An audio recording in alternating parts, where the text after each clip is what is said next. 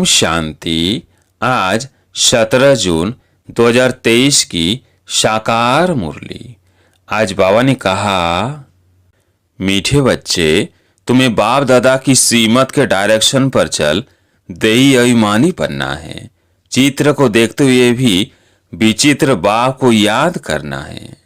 प्रश्न, किस एक बलिहारी के कारण तुम बच्चे लकी स्टार्स गाए हुए हो? उत्तर, पवित्रता की बलिहारी के कारण।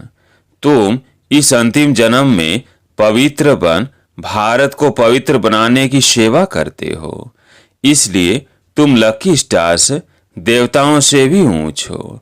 तुम्हारा यह जन्म हीरे जैसा है। तुम बहुत ऊंच सेवाधारी हो। ब्रह्मा की आत्मा इस समय श्री कृष्ण से भी ऊंच है, क्योंकि वो बाप की बनी है। श्री कृष्ण तो प्रारब्ध भोगते हैं। गीत है, आने वाले कल की तुम तस्वीर हो। ओम शांति। बाप कहे बच्चों प्रति, बाप भी निराकार और बच्चे भी निराकार है, परंतु यह जो साकारी चोला लिया है, इनसे पाठ बजाना है। ऐसे पाठ बजाने वाले बच्चों से बाप कहे, अब देही अभिमानी बनो, अपने को आत्मा निश्चय करो। ऐसे न कहो अहम आत्मा सो परमात्मा। यही तो तुम बाप को 84 जन्मों के चक्र में ढकेल देते हो। अपने को बाप समझ 84 जन्मों के चक्र में डाल दिया है। यह कहने से तुम रसातल में चले गए हो। बेड़ा डूबना शुरू हुआ। अब तुमको श्रीमत मिलती है। बच्चे जानते हैं 2 मत गाई हुई है, एक ही श्रीमत। यही भगवान की श्रीमत अर्थात बेहद बाप की मात है। उन्होंने श्री कृष्ण का नाम डाल दिया है, वो तो रॉन्ग है। श्री कृष्ण को बाप नहीं कह सकते। बाप होते हैं 3। एक ऊंच ऊंच परम पिता परमात्मा, आत्माओं का बाप। दूसरा है प्रजापिता ब्रह्मा। इनको परम पिता नहीं कहेंगे, ये तो प्रजा का पिता हो गया। इनका नाम भी बाला है। श्री कृष्ण को प्रजापिता नहीं कहेंगे। तीसरा है लौकिक बाप, बेहद का बाप कहते हैं। बच्चे देही अभिमानी भाव।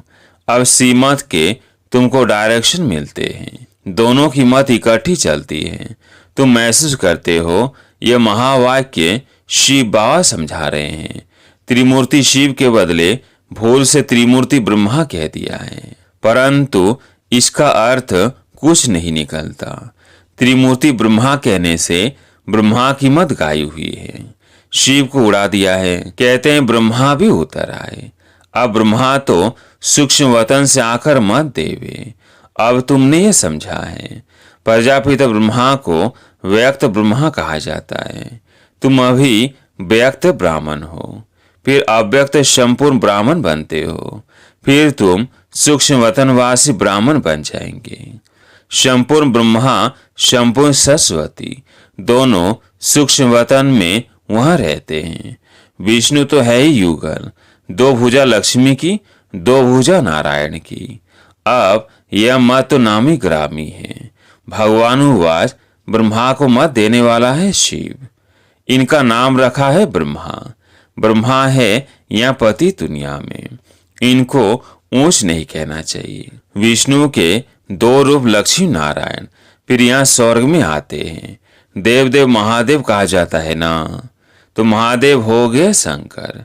बच्चे तो समझते हैं शिव है ऊंच तूच बाप, फिर सूक्ष्म वतन की रचना रचते हैं। मूल बात है श्रीमत पर चलना।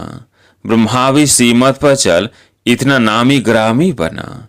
मुराबी बच्चा एक ही ब्रह्मा है। शिव बाबा भी एक, ब्रह्मा भी एक ही है। प्रजापिता ब्रह्मा कहा जाता है ना, प्रजापिता विष्णु व प्रजापिता शंकर नहीं कहेंगे। अभी तुम प्रजापिता ब्रह्मा के सामने बैठे हो। बाप कहते हैं गृहस्थ व्यवहार में रहते अपने को आत्मा निश्चय करो। निरंतर मुझे याद करने का पुरुषार्थ करो। फिर है त्याग की बात। ज्ञान भक्ति वैराग्य कहते हैं ना, वैराग्य से त्याग होता है। सन्यासी पहले वैराग्य दिलाते हैं कि यह कागविष्ठा समान सुख है, इसलिए हम घरवार छोड़ते हैं। कहते भी हैं कि भारत सतयुग में स्वर्ग था। नरक में रहने वाले कहते हैं कि हम स्वर्गवासी थे। अभी तुम बच्चों की बुद्धि में है कि स्वर्ग में देवी देवता ही रहते थे। प्राचीन भारत में प्यूरिटी, पीस, प्रोस्पेरिटी सब थी। नरकवासी मनुष्य स्वर्ग स्थापन करने वाले बाप की महिमा गाते हैं। आप सुख के सागर हो, शांति के सागर हो। इस बात से ही सेकंड में जीवन मुक्ति का वर्षा मिलता है। बाबा घड़ी घड़ी कहते हैं, किसके साथ चल रहे हो? शिव बाबा से ही वर्षा मिलना है। बुद्धि में शिव बाबा याद रहे, उनसे स्वर्ग में अथाह सुख मिलेंगे। तुम कहेंगे हम शिव बाबा के साथ चल रहे हैं। कोई नया होगा तो कहेगा कि शिव बाबा तो निराकार है, यह ब्रह्मा है। तुम शिव बाबा के साथ कैसे चल रहे हो? विचित्र है ना। तुम बच्चे जानते हो, हम शिव बाबा के सम्मुख बैठे हैं। शिव बाबा का कोई आकार साकार रूप है नहीं, वो निराकार इनके शरीर में आते हैं, इनमें आकर बतलाते हैं। यह अपने जन्मों को नहीं जानते हैं। अभी तुम जानते हो, बरोबर हमने 84 जन्म पूरे किए। 84 जन्म ही गाए जाते हैं। सतयुग में लक्ष्मी नारायण थे तो जरूर यही 84 का चक्र लगाते हैं। और धर्म वाले तो बाद में आते हैं, वो इतने जन्म नहीं लेते। पहले आत्मा शतो प्रधान होती है, फिर पिछाड़ी में तमो प्रधान बनती है। तो यह श्रीमद भगवान की। ब्रह्मा को भी वह मत देते हैं, परंतु मुरब्बी बच्चा होने कारण अच्छी रीति धारण कर समझाते हैं। कभी वह भी आकर समझाते हैं। कहते हैं, बच्चे देही अभिमानी भव। शिव बाबा कहते हैं, ब्रह्मा भी कहते हैं, देही अभिमानी भव। अब तुम प्रैक्टिकल में सम्मुख बैठे हो। वह विचित्र और तुम हो चित्र वाले। सबको कहते हो, हे भाई, हे आत्माएं, बाप को याद करो। आत्माओं से बात करते हैं, एक दो को सावधान कर उन्नति को पाओ। ये ब्रह्मा के तन द्वारा बाप कहते हैं, मुझ बाप को याद करने से स्वर्ग का वर्षा मिलेगा। इन भूतों के बस नहीं होना। पहला नंबर है अशुद्ध अहंकार। बॉडी कॉन्शियसनेस छोड़ दो, सोल कॉन्शियस बनो। भाई भाई हो तो जरूर बाप भी होगा। ब्रदर सिस्टर का बाप हो गया ब्रह्मा।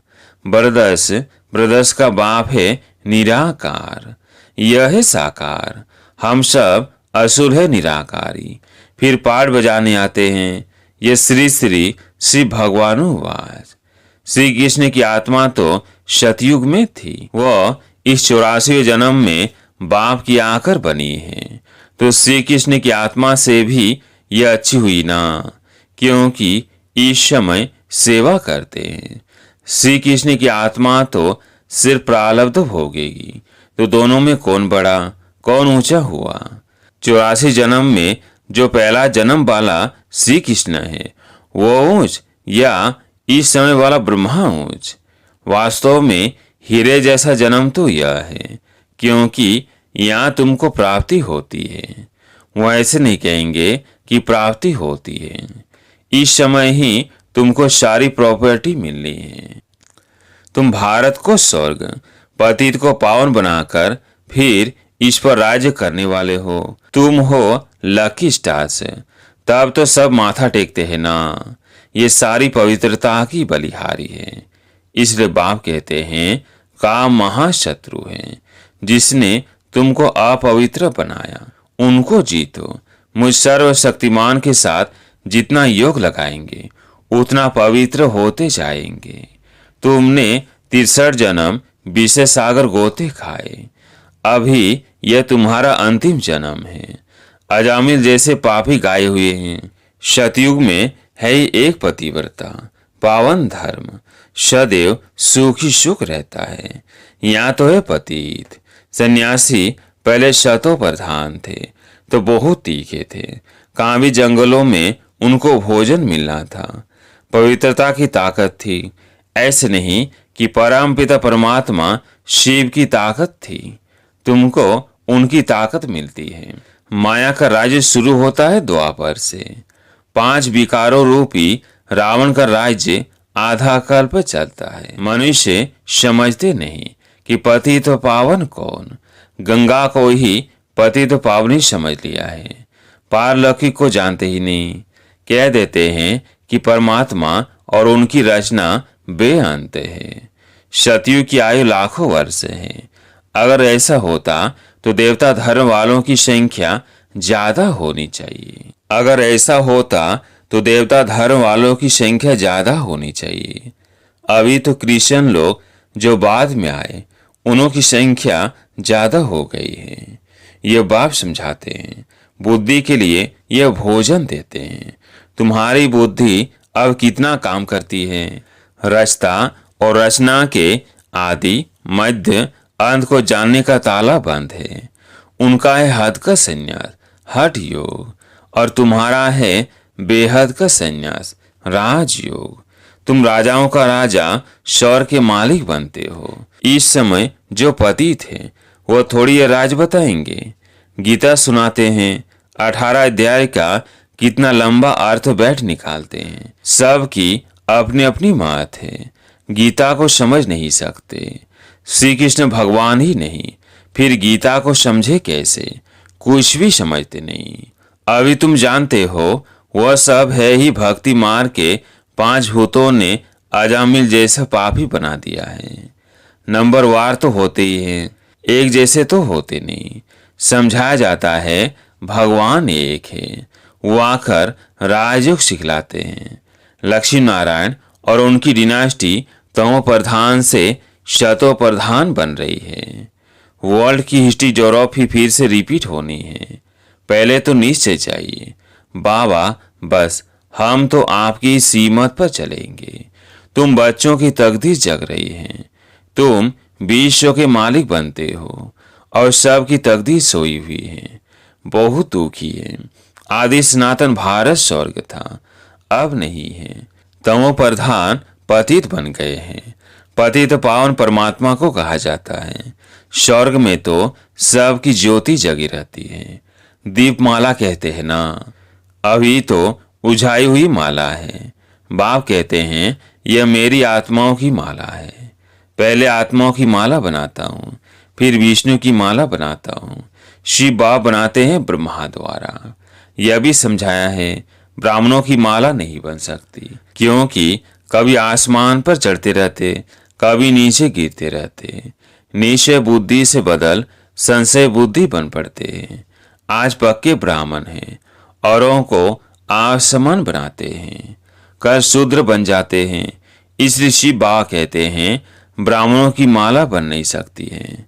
तुम पुरुषार्थ करते हो, रुद्रमाला बनेंगे। इसलिए योग लगाना है।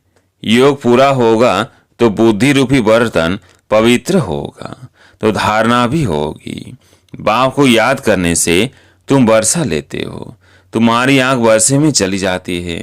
लौकिक बाप के बच्चों की भी वर्षे में नजर रहती है ना।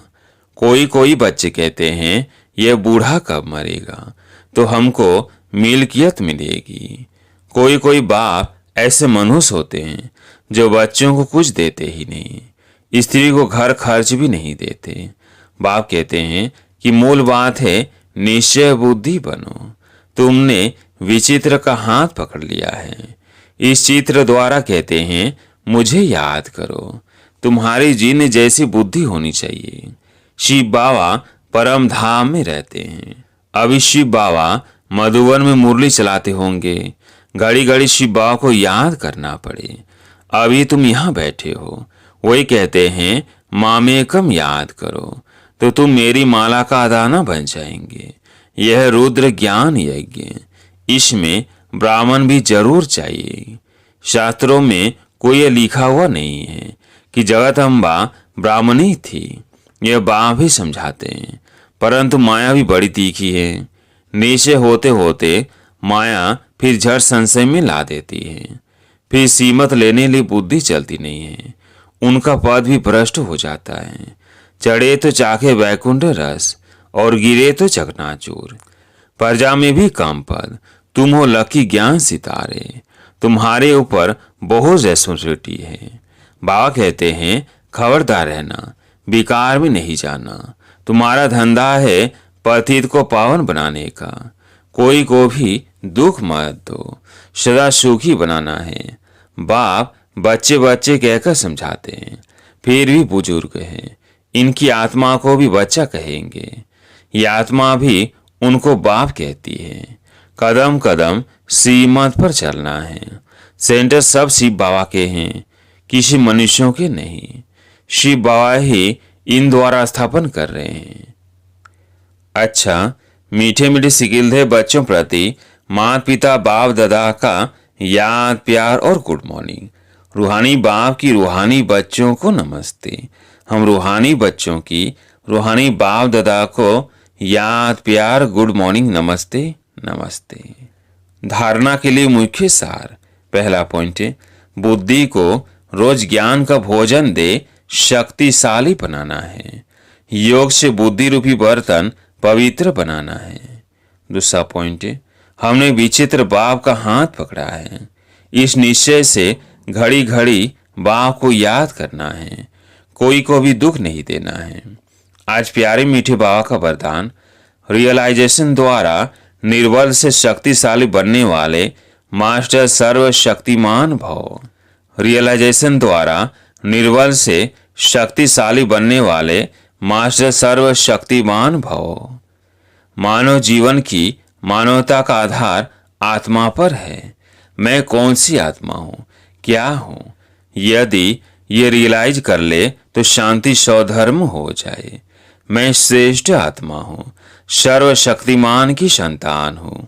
ये रियलाइजेशन निर्बल से शक्तिशाली बना देती है। ऐसी शक्तिशाली आत्मा वो मास्टर सर्वशक्तिमान आत्मा जो चाहे जैसे चाहे वो प्रैक्टिकल कर सकती है। स्लोगन, जो मनसा महादानी है वो कभी भी संकल्पों के वश नहीं हो सकते। जो मनसा महादानी है वो कभी भी संकल्पों के वश नहीं हो सकते। अच्छा, ओम शांति।